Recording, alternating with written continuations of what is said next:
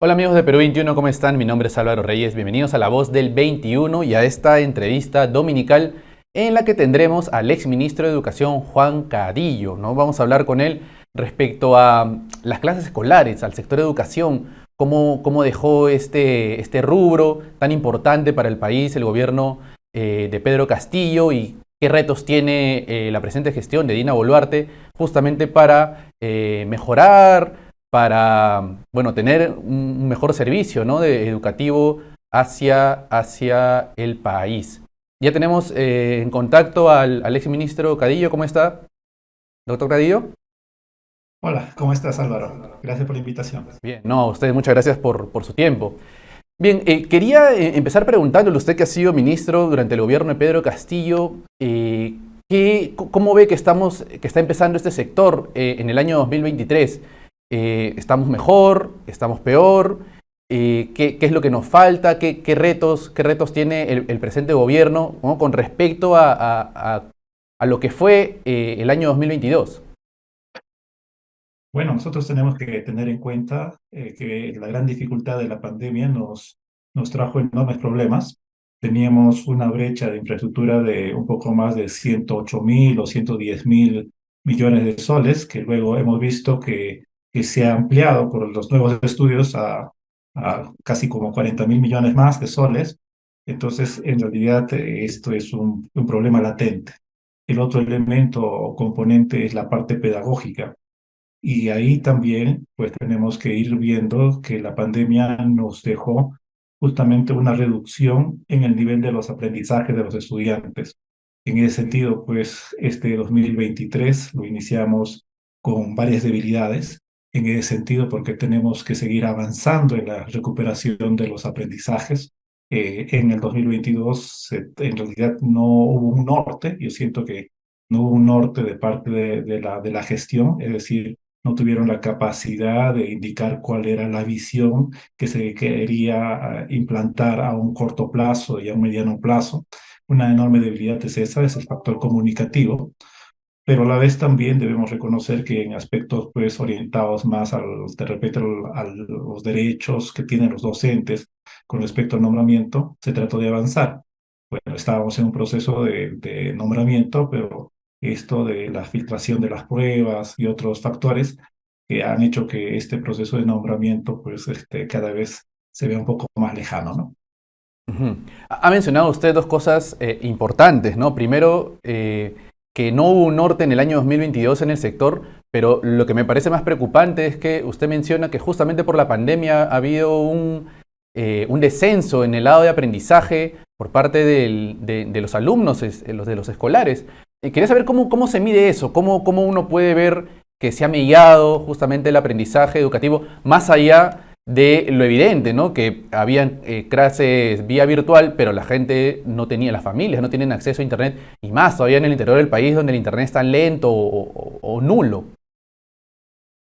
Por lo general, en el sistema, nosotros podemos ver y valoramos mucho las horas efectivas de trabajo que se dan entre los profesores y los estudiantes.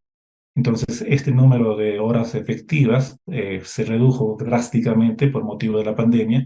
No era lo mismo llevar las clases virtuales que desarrollar clases presenciales. En un entorno virtual, por lo general, pues el número de horas de interacción a través de las plataformas tecnológicas se empezó a reducir, especialmente en el sector estatal. Es decir, los colegios públicos, los estudiantes no tenían acceso a estas tecnologías, por lo tanto, en un sentido de tratar de igualar, el profesor reducía el número de horas para que los estudiantes que no tenían determinados elementos pues pudieran de alguna manera pues recibir algún tipo de beneficio o de educación, mientras aquellos que tenían acceso a las plataformas pues recibían un número mayor de horas. El otro elemento que nos indica esto son los estudios internacionales que nos han reportado fundamentalmente desde UNESCO. Entonces, en estos estudios indican pues que efectivamente en las mediciones que ellos han hecho existe esta reducción drástica de los aprendizajes de los estudiantes peruanos. Por parte ya del propio Ministerio de Educación, en realidad se hizo unos estudios, pero que no se pueden extrapolar a toda la población, pero incluso teniendo en cuenta que se estudió a los estudiantes que tenían acceso a las plataformas tecnológicas, se vio que había un descenso, ¿no? Entonces esto nos puede o nos da indicios de esta reducción. Ahora, en el 2022 pues en primer lugar se trató de ir avanzando, pero a la vez también varios programas o plataformas como este, el Aprendo en Casa, pues se debilitaron y al final volvimos a un aspecto tradicional, lo cual también es una grave pérdida. Ujú. Cuando dice que hubo un descenso en las horas de estudio, de cuánto estamos hablando? ¿Cuántas horas suelen estudiar, no sé, en colegios privados, en colegios públicos? ¿Y a cuánto descendió en la época de pandemia? Y sobre todo, ¿qué consideramos época de pandemia? ¿Del 2020 al 2022? ¿Todo el 2022 o qué parte de ese año? Mira, con respecto al momento de lo virtual, ha sido específicamente el 2020 y el 2021. Recuerda que en mi gestión, a partir del mes de agosto, empezamos a hablar de la actividad semipresencial, de la posibilidad de regreso a clases. Ya en el 2022, gracias a las vacunas, pues se empezó este regreso a partir del mes bueno, se empezó una planificación a partir del mes de marzo y ya para mayo ya teníamos una vuelta casi completa en todo el país, ¿no? Respecto al número de horas, nosotros en la educación primaria y educación secundaria tenemos en tiempo horario normal, tenemos 5 horas de trabajo de los estudiantes. Esto es medido en horas pedagógicas, pues es un poco menos debido a que hay una franja en el recreo.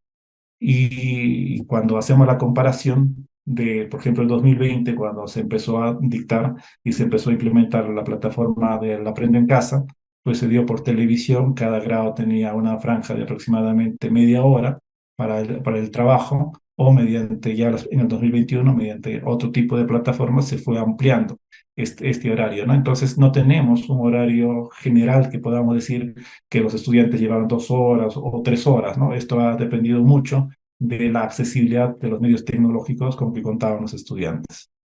Ujú, ujú. Es un buen punto ese. Ahora, de acuerdo a Transparencia Económica, ¿no? A los registros, para este año 2023 hay un presupuesto en el sector educación de 17.195 millones de soles.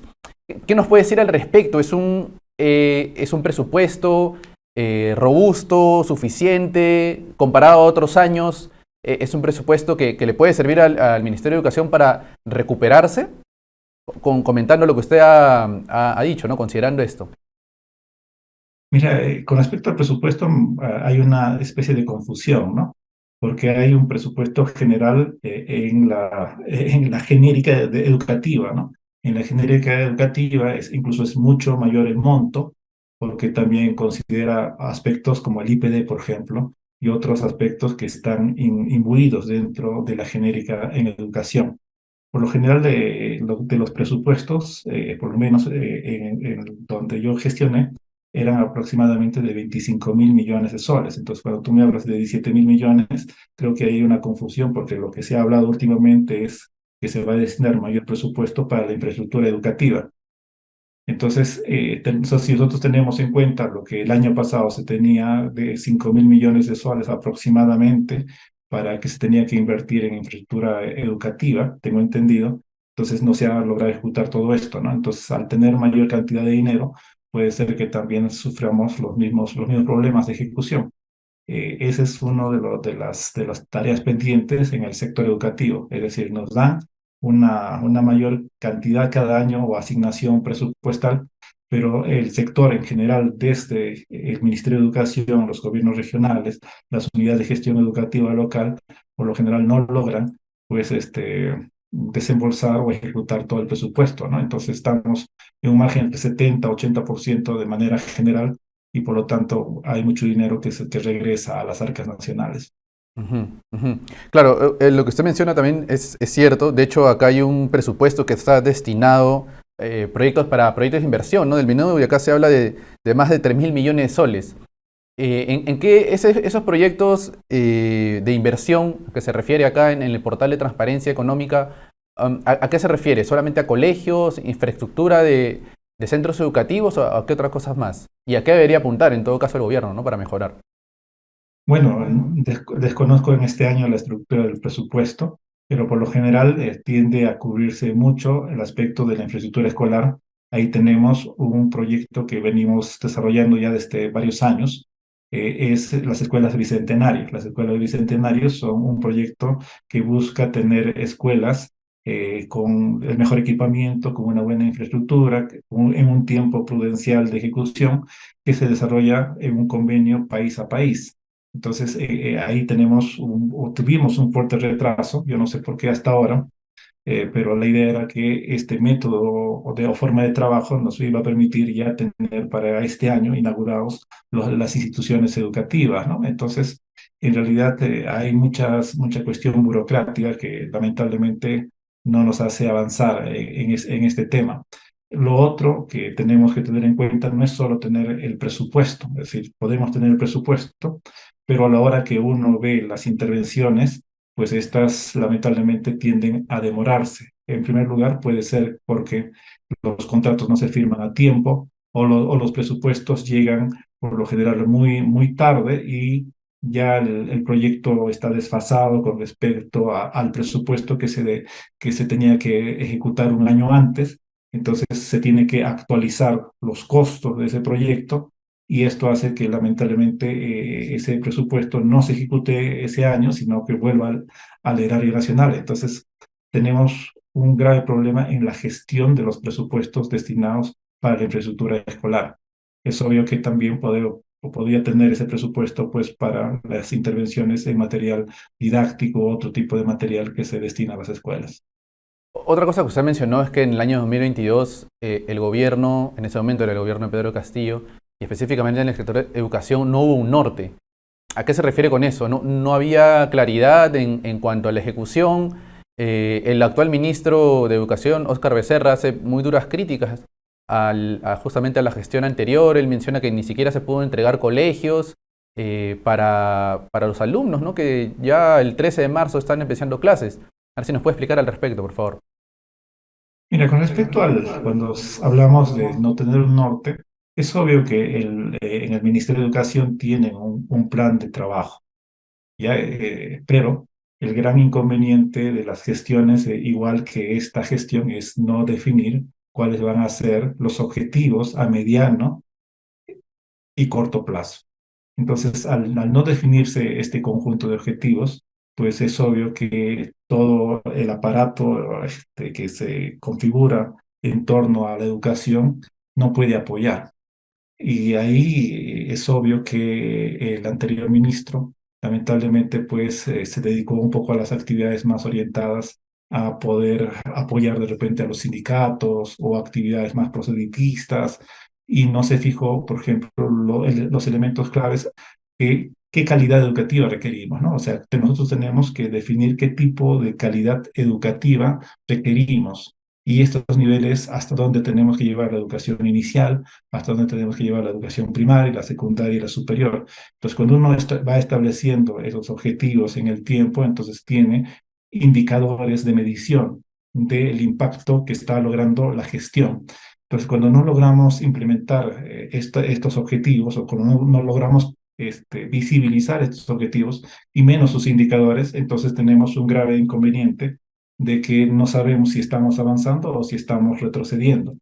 Y lo mismo sucede, pues, lamentablemente en este momento, ¿no? Con la educación superior, donde no se nos dice si efectivamente qué tipo de educación superior, si esta va a ser competitiva a nivel latinoamericano, en qué posición nos vamos a encontrar. Igual, lo mismo sucede en la educación básica. Nosotros tenemos que tener una visión de mediano plazo, por ejemplo, si vamos a saltar de los últimos puestos, por lo menos a ubicarnos en las tablas medianas, en los puestos intermedios, en cuánto tiempo. O sea, eso es justamente lo que se reclama a una gestión, la posibilidad de establecer esos objetivos y en torno a ello vamos a ver cómo se configuran diferentes elementos de la gestión, sea infraestructura, docentes, materiales didácticos, tecnología, diferentes tipos de programas de recuperación y otro tipo de actividades que son complementarias para lograr una buena calidad de la educación. Entonces, cuando la gestión no define esos elementos, es obvio que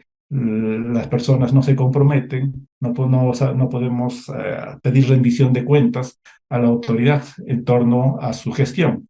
Simplemente los ministros de Educación señalan que han logrado inaugurar 200, 400, 1000 colegios, que han logrado la ejecución, como de repente el año pasado hubo 80 y esta vez 85%, hay una ejecución mayor de 5%, pero eso no representa nada con respecto a calidad educativa. Ujú. Ahora, el ministro de Educación también dijo que la situación real en la que estamos es de posguerra, literalmente. Tan trágica es la situación. A ver si nos puede también contar al respecto. Sí, la situación es muy complicada y esta situación se ha ido arrastrando desde hace muchos más años. Ya tenemos más de una década de problemas en el sector educativo, yo diría más, hasta 20 o 30 años, que hemos tenido muchas deficiencias y muchas debilidades en el sector educativo que se van acumulando. La pandemia, pues, en realidad nos dio un duro golpe con respecto ya definitivamente sobre los aprendizajes, ¿no? Mientras tanto, a través de las múltiples intervenciones en los gobiernos anteriores, pues se iba teniendo pequeños indicios o pequeños avances con respecto a rendición a cómo rendían los estudiantes, a cómo mejoraban sus aprendizajes, pequeñas décimas donde íbamos mejorando, pero ya la pandemia nos hizo retroceder mucho y prácticamente varias de esos avances se podría decir que se han perdido. Lo otro que es clave o descarnado es justamente este elemento de lo que es la infraestructura educativa, de lo que venimos hablando, ¿no? Es decir, tener el 50% más o menos de infraestructura en malas condiciones o totalmente precarias, pues nos dice que no hemos invertido lo suficiente en este punto. El otro elemento es la parte que tenemos que ir viendo de los programas y cómo vamos descentralizando los programas educativos porque un enorme grueso del presupuesto y mucho de lo que se critica también en el sector educativo es que tiene muchos empleados o muchos trabajadores dentro del propio Ministerio de Educación, pero no se ve que el Ministerio de Educación pues tiene múltiples programas en todo el país. Y estos múltiples programas que van desarrollando desde una visión centralista hace que efectivamente el ministerio pues tenga que contratar a muchas personas y el factor humano sea esencial para mejorar la calidad educativa. Y eso es a lo que se va apuntando, ¿no? Entonces ahí tenemos que tener una reorganización que ya se ha planteado dentro del Ministerio de Educación. Desde hace más o menos 3 años se planteó la posibilidad de ir cambiando la estructura del Ministerio de Educación, hacer un ministerio mucho más ágil. Y en mi gestión justamente avanzamos también en la misma línea que ya se venía trabajando de las gestiones anteriores. Entonces, en realidad esto yo no sé por qué no ha salido, ¿no? O sea, ya tenemos más de año y 4 o 5 meses donde estaba aprobado, el documento incluso ha ido a PCM, pero hasta ahora no tenemos una reorganización de lo que es el ministerio, que sería pues un aspecto muy importante para que el ministerio cumpla realmente su rol rector y dejar diferentes tipos de actividades y programas y descentralizarlos y entregárselos a los gobiernos regionales, tanto en lo que es presupuestalmente como también apoyar elementos de mejora de la gestión, que implica pues capacitar más al personal encargado dentro de las regiones y las unidades de gestión educativa local. Justo en el gobierno de Pedro Castillo, una de las cosas en las que estaban en contra, y de hecho Pedro Castillo le daba la razón a los profesores, era justamente de lo que usted habla, ¿no? Esa actualización, esa constante capacitación que no querían los docentes. ¿Cree que por eso no se continuó durante la gestión de Pedro Castillo una vez de que usted dejó el cargo? Mira, con respecto a las capacitaciones, el sistema de capacitación ha continuado. Pero en este caso no se hizo de manera presencial, sino se desarrolló de manera virtual. Y ahí hay una diferencia, ¿no? El acceso ya que tienen que realizar los maestros a través de la plataforma que tenía en ese momento el Ministerio de Educación, que era Perú Educa. A los que tenemos que evaluar en este punto de la formación en servicio de los docentes es la calidad de esa formación. Hasta ahora no hemos logrado construir un sistema que realmente responda a las necesidades de los profesores. Y esto pues hay que hacer mea culpa y pues hay que reformularlo, ¿no? Hay que tener una visión distinta. Y esta visión distinta es que tenemos que apoyar en primer lugar las innovaciones educativas. Es decir, los profesores generan diferentes tipos de trabajo y sobre esos trabajos muchos de ellos son novedosos y logran impactar dentro de sus escuelas. Pero ¿cómo hacemos que ese impacto que es local logre comunicarse o logre generar pues cambios que no sean solo para un aula o para una escuela, sino abarque un número mayor de escuelas? Y eso implica pues formación de redes, financiamiento de las mejores prácticas, financiamiento de la innovación educativa, implementación de sistemas tecnológicos, aumento en el número de horas que tienen que tener los profesores para desarrollar justamente estos procesos de innovación. Entonces, es un cambio en la forma en que tenemos que ver la formación y la preparación o capacitación de los maestros. Y el otro aspecto que es clave es cómo nosotros vemos el desarrollo de las competencias de los docentes a mediano plazo. Y esto implica fundamentalmente apoyar mucho la formación inicial de los maestros. Actualmente, en los próximos 5 o 6 años, pues más o menos 40.000, alrededor de 40.000 docentes ya se van a jubilar. Entonces tenemos que pensar en la formación de los nuevos docentes. Y esta formación de los nuevos docentes pues implica invertir más en las escuelas de educación superior, pedagógica, como también en las facultades de educación. Mm. Y ahí justamente es este duro golpe que se ha dado a la SUNEDO, ¿no? Porque no se trata de simplemente del comité de la SUNEDO, sino se le ha quitado atribuciones a la SUNEDO. Y estas atribuciones implicaban fundamentalmente ya en una segunda etapa la revisión no solo del licenciamiento de lo que eran las universidades, sino se hablaba del licenciamiento, es decir, de las condiciones básicas de prestación de los servicios en las facultades, y una de ellas, de esas facultades en todo el país, eran las facultades de educación. Entonces se le ha quitado esa atribución y se le ha dado al CINEACE. El gran problema del CINEACE es que es una organización que ha estado en reestructuración y ahora pues está con la nueva norma, se ha dado un retroceso porque se han habilitado determinadas normas de su anterior reglamento, lo cual implicaría que recién se va a formar estos comités o estos componentes de la SUNEDO y por lo tanto pues tendríamos que esperar 3 o 4 años para decir recién que tendríamos un nuevo sistema que va a ver las condiciones de calidad de las facultades y de las escuelas de educación superior, ¿no? Lo cual es un grave problema. Ujú. Ahora, para sumar a eso y regresando también a a los números, el ministro Becerra también mencionó que hay una brecha de infraestructura educativa, ¿no? Que asciende a los 152.000 millones de soles y que hay 3.418 locales educativos que requieren sustitución total. Con tantos pasivos, señor Cadillo, que vemos en el sector, en esta gestión, en este nuevo gobierno de Dina Boluarte, ¿a dónde deberían apuntar para que haya una recuperación sincera, real y viable, sobre todo? ¿Cómo podemos salir de este hoyo? Creo yo que en primer lugar tenemos que establecer acuerdos y acuerdos que tienen que durar más allá de lo que dura un ministro. Y esto implicará, pues, formar acuerdos para los próximos 5 años mínimo de cómo debemos invertir en el sector educativo, ¿no?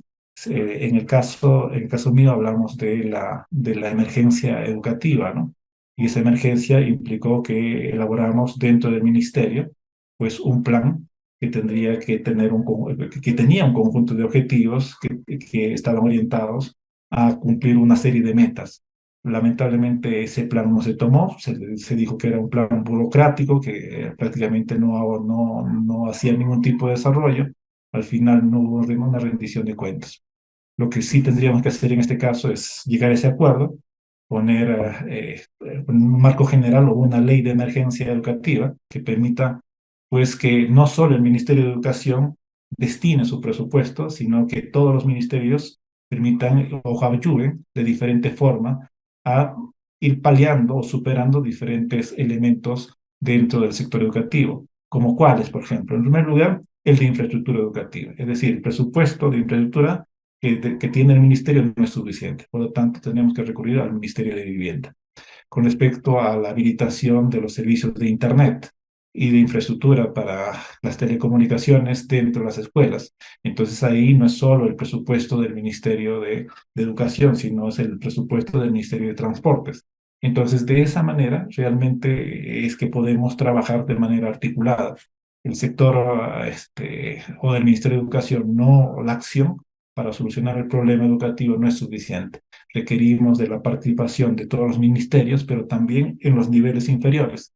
Esto implica coordinar con los gobiernos regionales y locales para ver que esos presupuestos que se destinan también y que están en el rubro de educación realmente se logren desembolsar de una manera coordinada, ya que a veces, por ejemplo, se observa que se saltan determinada normativa por ejemplo, en las municipalidades o gobiernos regionales y construimos colegios donde no hay estudiantes. O se construye pues magníficas escuelas por varios millones de soles y tenemos ahí 5 o 10 o 15 estudiantes, ¿no? Entonces hay que cuantificar realmente la necesidad de qué infraestructura se tiene que construir. Lo segundo que se puede hacer en materia de infraestructura es ver las experiencias de cómo nosotros tenemos que ir diseñando las escuelas. Por ejemplo, hasta el año pasado Cajamarca tenía una propuesta de sistema de construcción de escuelas. Lamentablemente, pese a la gestión, por ejemplo, del gobierno regional de Cajamarca, lamentablemente no se logró, o el Ministerio de Educación no logró validar esos diseños y ese sistema constructivo. Entonces, si esto en base a experiencias no se logra pues recoger, entonces estamos en una total descoordinación, ¿no? Entre los diferentes niveles y cada uno actúa pues de una manera desorganizada. Ujú. Ahora, señor Cayo, para ir terminando, quisiera agarrar también el tema que usted mencionaba de la educación superior. Castillo, en campaña presidencial, y también lo comentó en su gobierno, él quería que la educación superior sea gratuita. ¿Hizo algo para que eso suceda? ¿Es viable en todo caso en el Perú que sea así? ¿Qué opina usted al respecto, ¿no? Y sobre todo si nos puede comentar en realidad cuál era la idea de Castillo para con la educación superior en general, si se plasmó finalmente un proyecto y qué es lo que tenemos en la realidad. Bueno, cuando nosotros empezamos a trabajar con el presidente Castillo, pues le propusimos que el sistema en realidad tenía que mejorar, es decir, tenía que ser orientado hacia la calidad. Y por ello, pues planteamos el apoyo a la SUNEDO, entonces como elemento clave, ¿no? Porque si nosotros simplemente bajamos la valla de calidad, efectivamente podemos tener más universidades como ya han existido, universidades que no brindan esa formación necesaria y al final estafan a los estudiantes. Entonces, eso es lo que se propuso dentro del plan de trabajo. Ahora, el presidente Castillo propuso pues el ingreso libre a las universidades. El ingreso libre a las universidades, al recoger nosotros las diferentes experiencias que hay en el mundo, en especial, por ejemplo, la más cercana es en Argentina, pues este es un sistema que se ha ido construyendo en el tiempo. Entonces, para replicar un sistema que se va construyendo en el tiempo, pero que también tiene fallas en Argentina también, es decir, tenemos que aprender bastante, es que, en primer lugar, tenemos que seguir invirtiendo en ampliar el número de vacantes dentro de las universidades. Es decir, plantear un ingreso libre implica que dentro de cada una de las universidades se tiene que ampliar la vacante. Ampliar la vacante implica invertir en infraestructura, implica invertir en laboratorios, pero también implica invertir en material humano, es decir, en docentes. Y otro factor importantísimo es invertir en tecnología. Y frente a ello, pues es obvio que los presupuestos no alcanzan. Entonces empezamos desde el Ministerio de Educación, desde los especialistas, se empezó a trabajar en el sentido de poder coger o recoger y trabajar presupuesto con el Ministerio de Economía para poder tener universidades piloto donde se iba a ejecutar este plan orientado pues al ingreso libre en las universidades. Lo otro que también vimos como un primer avance es que los estudiantes podían, o los mejores estudiantes, podían ingresar directamente a las universidades, pero optando por becas, es decir, financiamiento, y este era un primer avance también bajo este sistema de ingreso libre. Entonces, en realidad, el tema es una limitación, primero de presupuesto, y lo otro son de las capacidades de las propias universidades. En ese sentido, tenemos universidades que sí podrían en un primer momento, pues podían tranquilamente con el personal que tienen, poder abordar y con la infraestructura poder abordar este primer avance del ingreso libre, ¿no? Lo otro, que creo yo que es importantísimo a la hora de reflexionar, es que de todos modos, pese al proceso de licenciamiento que se tiene, pues no tenemos todavía la calidad necesaria para competir primero en Latinoamérica, ¿no? Y incluso es mucho más complicado si nos quisiéramos medir a nivel mundial. Incluso las mejores universidades que tenemos en el país están en la tabla media a nivel mundial, ¿no? Y incluso si hacemos la comparación a nivel latinoamericano, no están en los primeros puestos. Entonces, en realidad, nosotros requerimos, pues, pensar de manera distinta que planteé en ese momento y lo coordinamos y empezamos a trabajar con la SUNEDU, la posibilidad de traer universidades de clase mundial al Perú, mediante algún tipo de sistema, convenio y de promoción para que ellos trajeran sus facultades o algunas facultades y escuelas y empezara pues un sistema de competitividad e intercambio también de experiencias. Es decir, poder traer profesores, las propias universidades colocaban su infraestructura y para lo cual teníamos que trabajar bastante en lo que eran los reglamentos para el funcionamiento de estas universidades, ¿no? Entonces la idea es abrirnos más, competir más, poder intercambiar y también a la vez ofrecer presupuesto para las universidades estatales. Ujú, ujú. Bien, en corto, ¿cómo ve en todo caso el futuro de la educación al mediano o largo plazo, señor Cadillo? Porque todo lo que nos cuenta es bien difícil salir de esta situación. Yo pienso que tenemos futuro si nosotros logramos, en primer lugar, establecer cuáles son las metas a mediano plazo, por lo menos. Entonces, establecer metas para la educación inicial, o sea, primero la cobertura, la calidad de los docentes, la infraestructura y el material necesario, seguir avanzando con educación primaria y secundaria, que es un aspecto importantísimo y vital. En ese sentido, es clave la infraestructura, pero mucho más importante es la formación del profesorado. Entonces ahí tenemos que conversar y tenemos que encontrar soluciones para elevar el nivel o la forma de trabajo de los docentes. Nuestros docentes en realidad son muy dedicados, pero el sistema con el que venimos trabajando, formando a los docentes, no es el adecuado. Lo segundo es que planteamos un sistema basado en competencias.